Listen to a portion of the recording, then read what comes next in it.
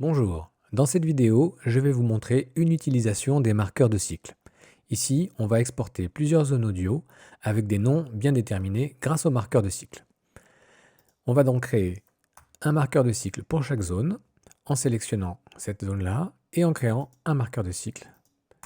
Je répète l'opération, mais bien sûr, vous pouvez créer un raccourci clavier ou une macro pour faire cette opération beaucoup plus rapidement.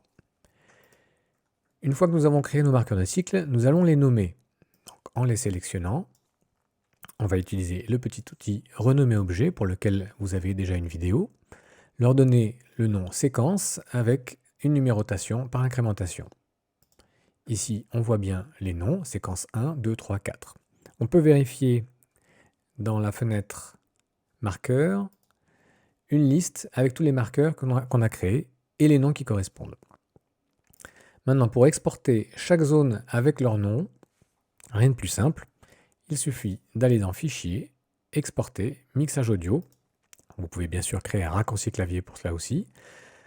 Mettre un nom ou pas, pour un nom générique pour chaque marqueur, et bien sélectionner intervalle d'exportation marqueur de cycle.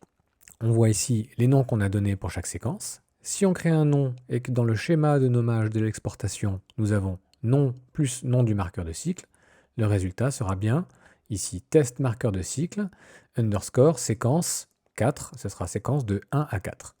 Si maintenant on exporte les données audio avec les paramètres qu'on aura choisis, on voit bien que Nuendo exporte l'intervalle de la boucle 1, puis l'intervalle de la boucle 2, puis 3, et enfin 4.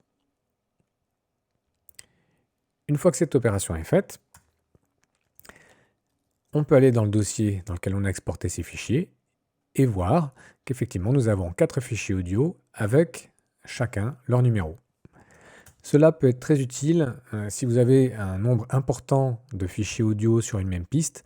Par exemple, pour les relevés musique, pour chaque extrait de musique utilisé sur le film, bien placé sur son timecode, un fichier audio pour lequel vous créez un marqueur de cycle et vous pourrez en une seule fois exporter tout cela pour le CD de dépôt SACEM.